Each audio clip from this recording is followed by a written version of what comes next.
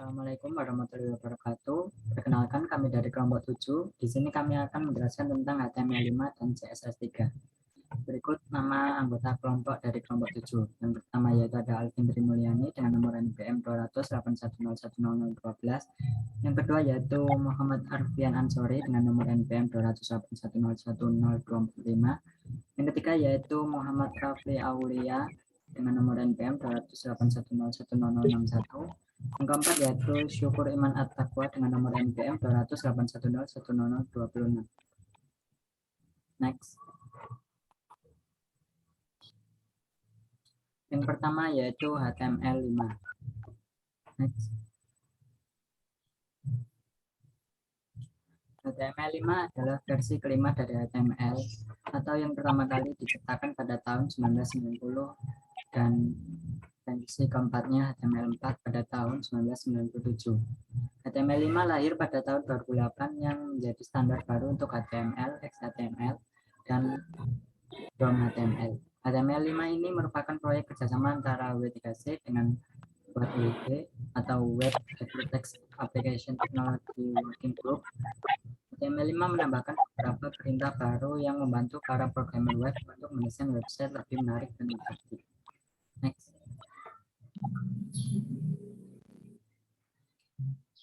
Perbedaan HTML5 dan HTML biasa. HTML5 menggunakan database SQL Web untuk menyimpan cache, sedangkan HTML itu hanya cache browser yang bisa dimanfaatkan untuk menyimpan cache. Yang kedua, di HTML5 JavaScript bisa berjalan di web browser, sedangkan di HTML hanya memungkinkan JavaScript berjalan hybrid antarmuka web browser.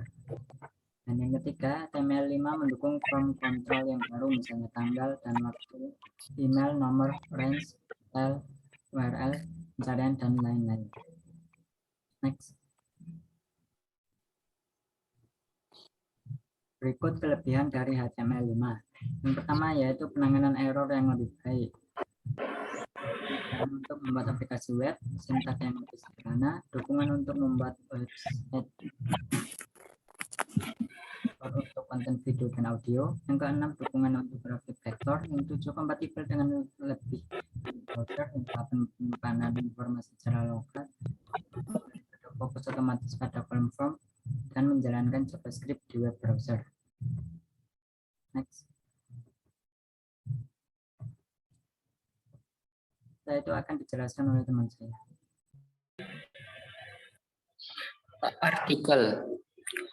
Artikel HTML5 adalah elemen semantik HTML5, mirip dengan section dan tag header. Ini paling sering digunakan untuk membuat informasi yang dapat didistribusikan secara independen dan sisa situs atau aplikasi yang muncul. Next. Elemen HTML5 tag artikel mewakili komposisi lengkap dalam halaman web atau aplikasi web yang dapat didistribusikan atau digunakan kembali secara independen. Dalam sindikasi, ini bisa berupa posting forum, artikel, majalah, atau surat kabar, entry blog, komentar yang dikirimkan pengguna, widget atau gadget interaktif, atau item konten independen lainnya. Next. Section.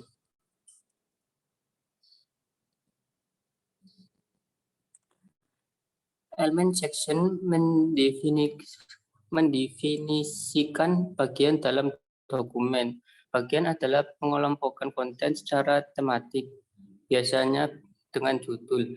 Contoh di mana elemen section dapat digunakan yaitu di bab, pengantar, item berita, dan kontak informasi. Next.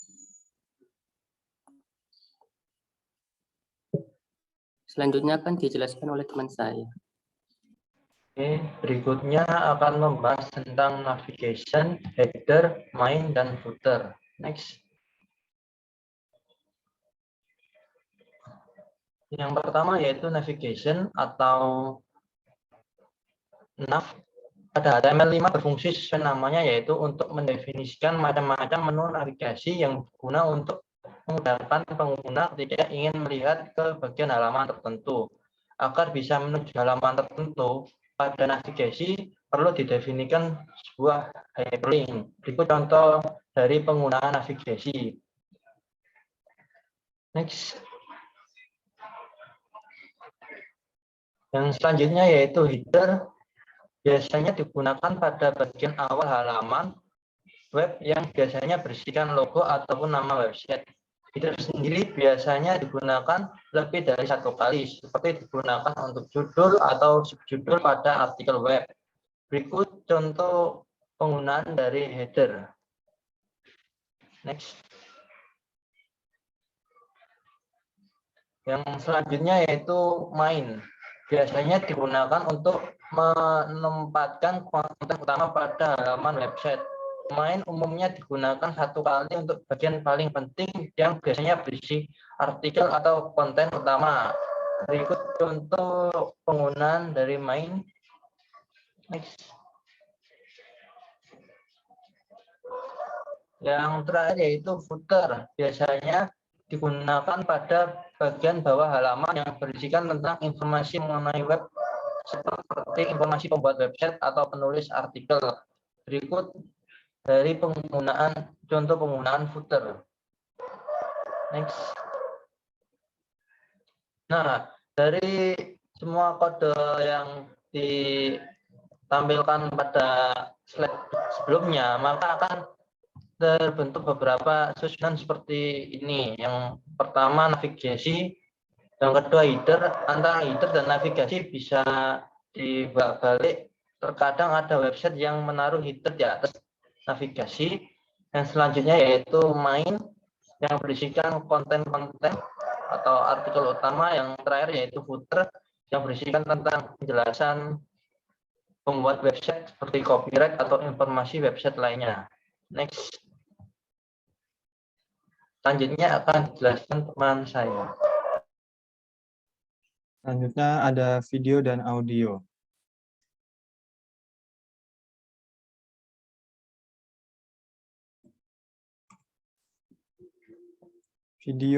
Tag video digunakan untuk mensisipkan konten video pada dokumen HTML, seperti video klip atau video stream lainnya.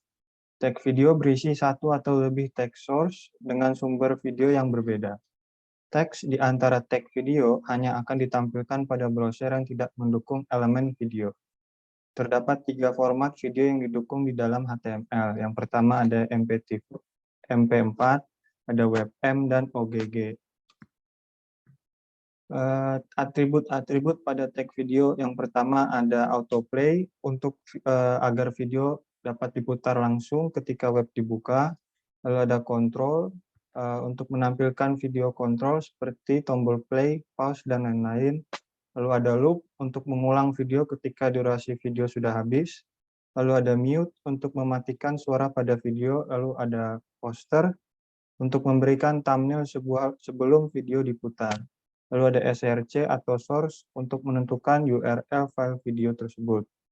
Contoh tag video seperti gambar di bawah ini. Lalu ada tag audio. Tag audio digunakan untuk mensisipkan konten audio pada dokumen, seperti audio clip atau audio stream lainnya. Tag audio berisi satu atau lebih tag source dengan sumber audio yang berbeda. Teks di antara tag audio hanya akan ditampilkan pada browser yang tidak mendukung elemen audio. Terdapat 3 format audio yang didukung di HTML. Yang pertama MP3, WAV, dan OGG.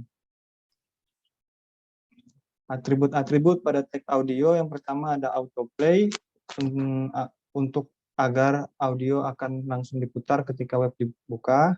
Ada control menampilkan audio kontrol sebelum tombol play seperti tombol play, pause, dan lain-lain. Lalu ada atribut loop untuk mengulang audio ketika durasi audio sudah habis. Lalu ada mute untuk mematikan suara pada audio. Lalu ada src untuk menentukan URL file audio. Contoh tag audio seperti gambar di bawah berikut ini. Selanjutnya akan dijelaskan oleh teman saya mengenai CSS3. Mengenal sejarah CS3. Next. Sejarah CS3. Nama CSS didapat dari fakta bahwa setiap deklarasi style yang berbeda dapat diletakkan secara berurutan, yang kemudian membentuk hubungan ayah, anak, atau parent and child pada setiap style. CSS sendiri merupakan sebuah teknologi internet yang direkomendasikan oleh World Wide Web Consortium atau W3C pada tahun 1996. Setelah CSS standarisasikan, Internet Explorer dan Netscape melepas browser terbaru mereka yang telah sesuai atau paling tidak hampir mendekati dengan standar CSS. Next. Nah, di sini daftar versi CSS. Versi CSS 1 rilis tahun 1996, versi CSS 2 rilis tahun 1998, CSS 2.1 2011, CSS 3 2012, dan CSS 4 sedang dikembangkan. Next. Kelebihan dari CSS 3. CSS 3 lebih detail untuk mendeklarasikan objek yang akan diberikan style. Bisa mengurangi ukuran file yang diupload, di-load, dan lebih ringan. Secara otomatis mengurangi bandwidth inbound atau outbound situs. CSS 3 kaya akan fitur untuk animasi dan efek untuk teks atau objek yang sebenarnya tidak bisa dilakukan oleh CSS 1 dan CSS 2. Dengan menggunakan CSS 3, situs yang kita buat akan lebih berkembang dan lebih interaktif dengan pengunjung. Next. Kekurangan. Pertama, codingnya berbeda dengan versi sebelumnya. Kedua, coding dari setiap browser berbeda, karena kita harus membuat coding dari seluruh browser satu persatu. Ketiga, dibutuhkan waktu lebih lama untuk membuatnya. Next.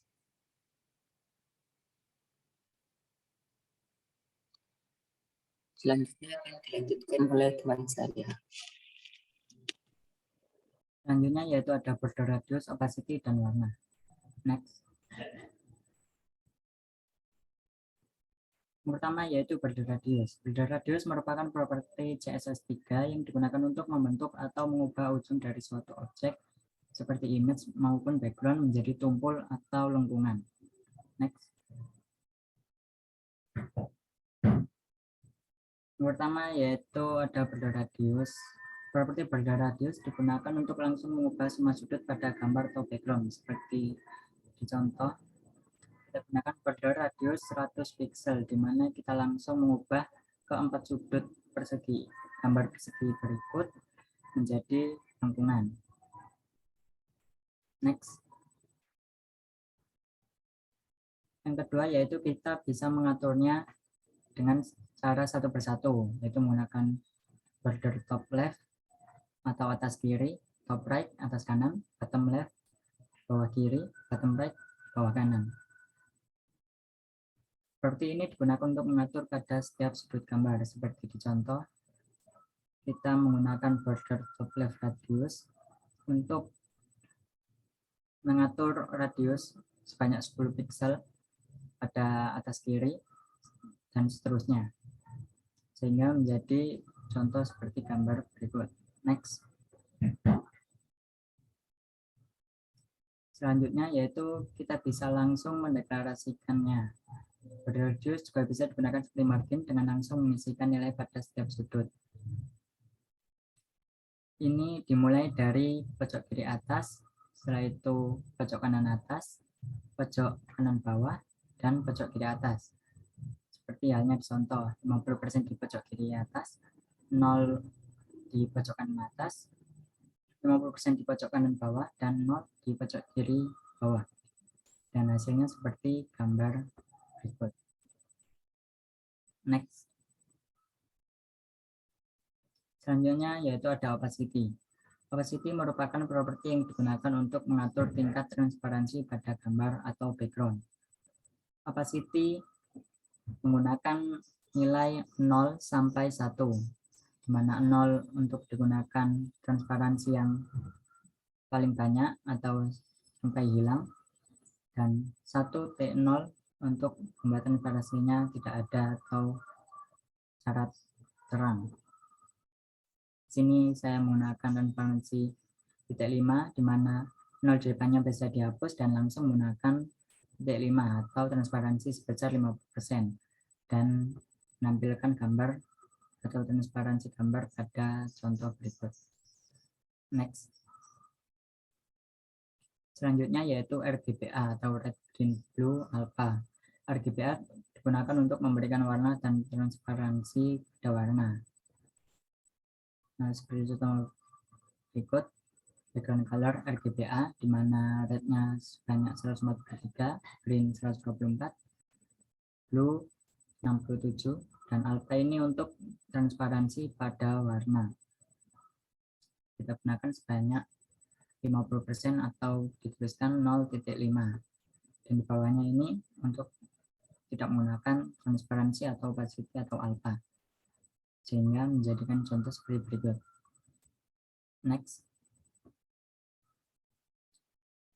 Berikutnya yaitu ada HSLA atau Hue Saturation Lightness Alpha.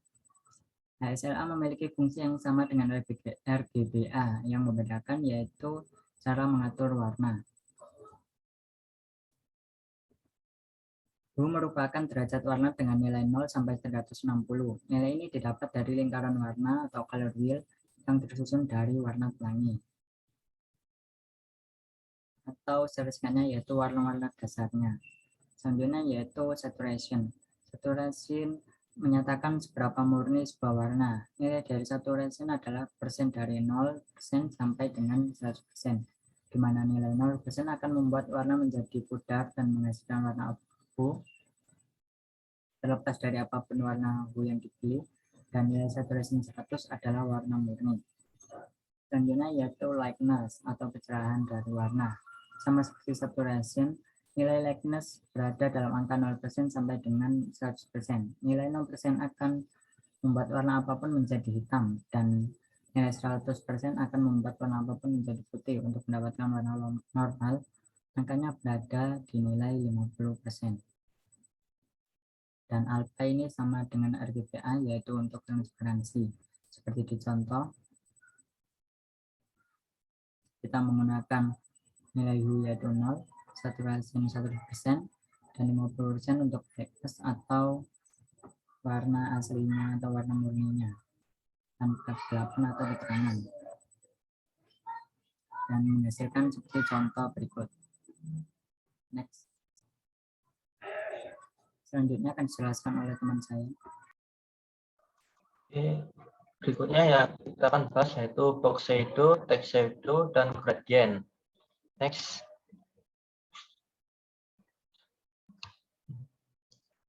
Box shadow. Box shadow merupakan properti yang berguna untuk memberikan efek bayangan pada suatu objek.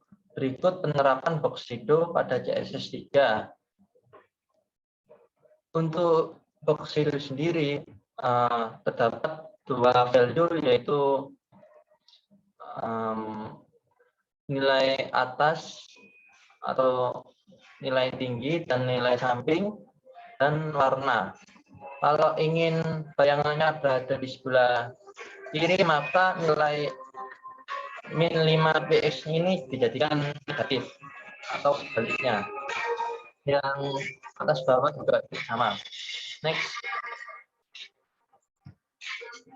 Text shadow. Properti ini hampir mirip dengan box shadow. Yang membedakan adalah fungsinya yang lebih simpel dan dikhususkan pada teks saja. Berikut contoh penerapan dari text shadow. Di sini saya memakai contoh untuk memberi bayangan berwarna merah pada tulisan nama saya.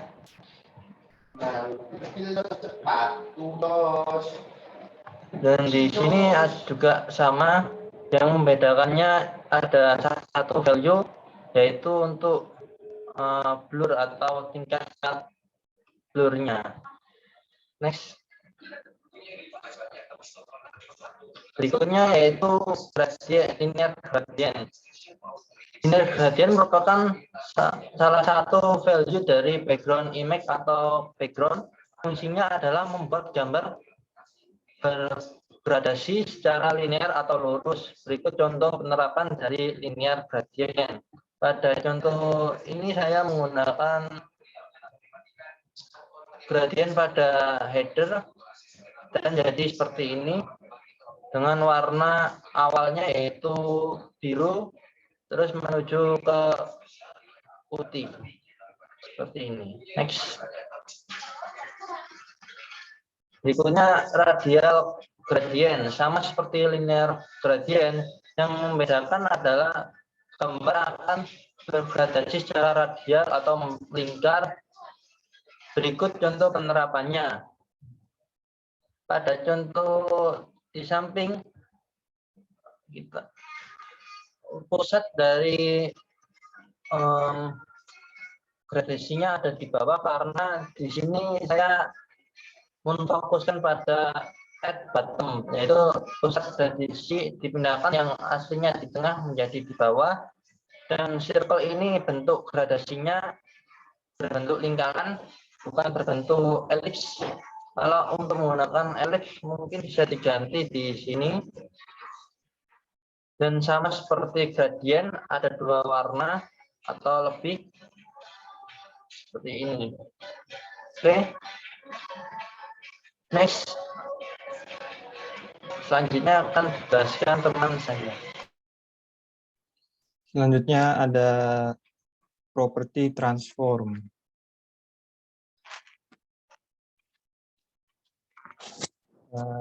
Transform adalah sebuah properti yang memungkinkan kita dapat memanipulasikan format visual dari elemen HTML.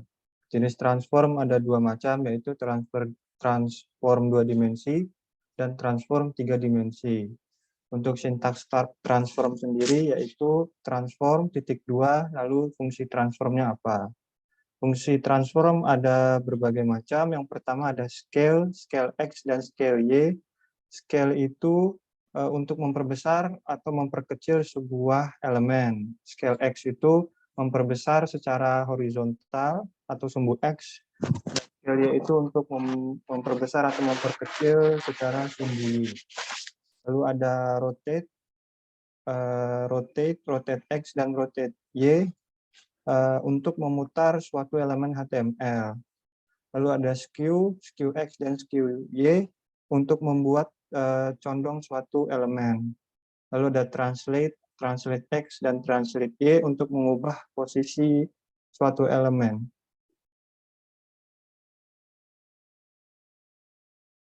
Contoh transform scale. Di sini ada div dengan kelas kotak dan ID-nya red dan blue.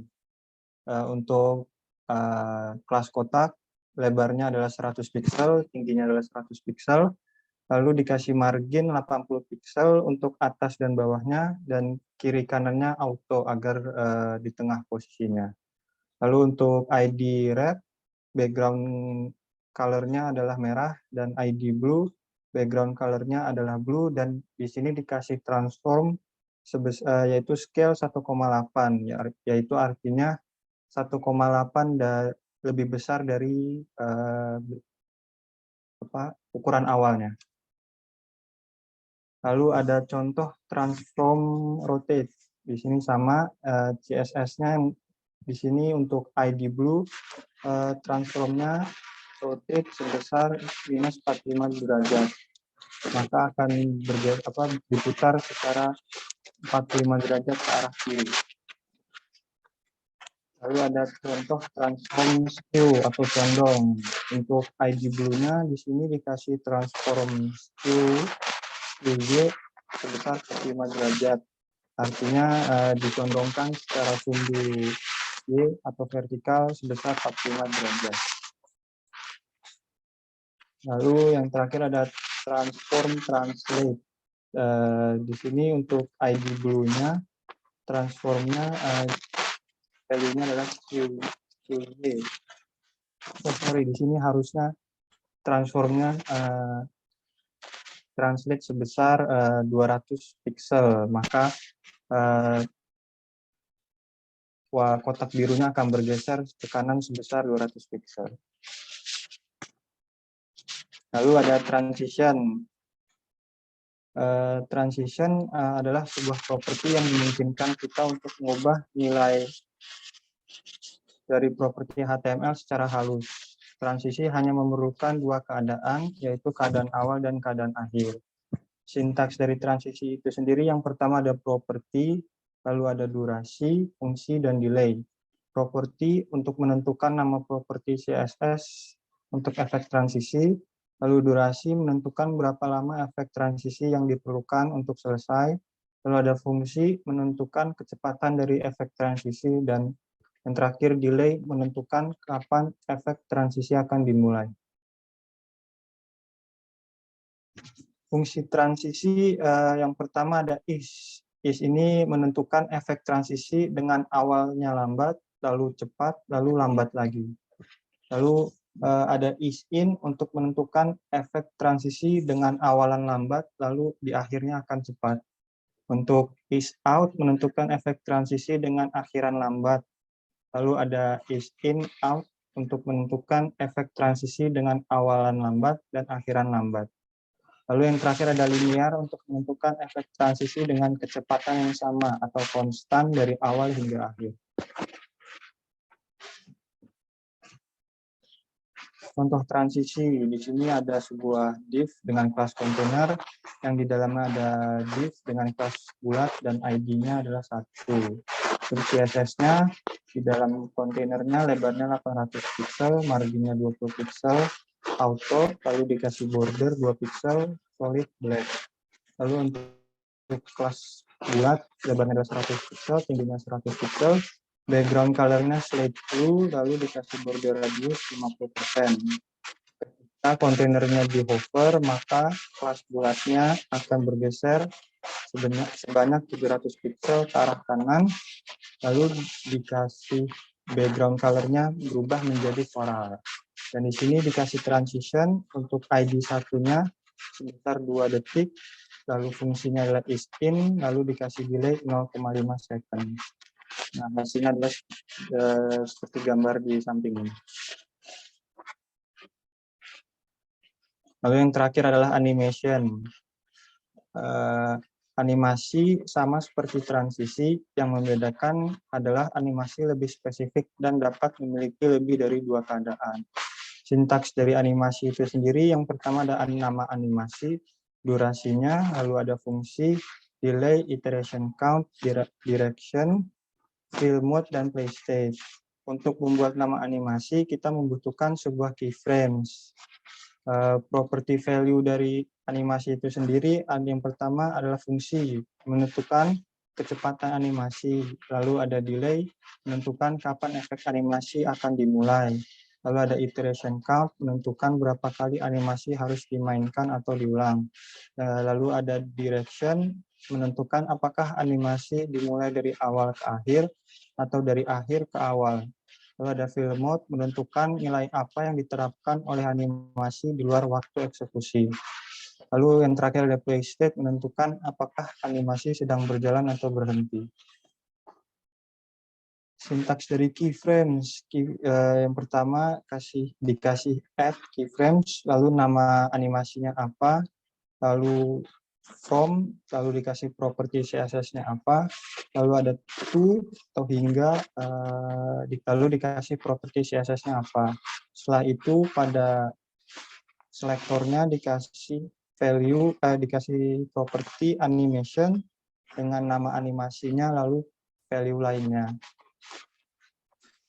Berikut contoh animasi, ya, untuk HTML-nya ada kelas kontainer, yang di dalamnya ada kelas kotak.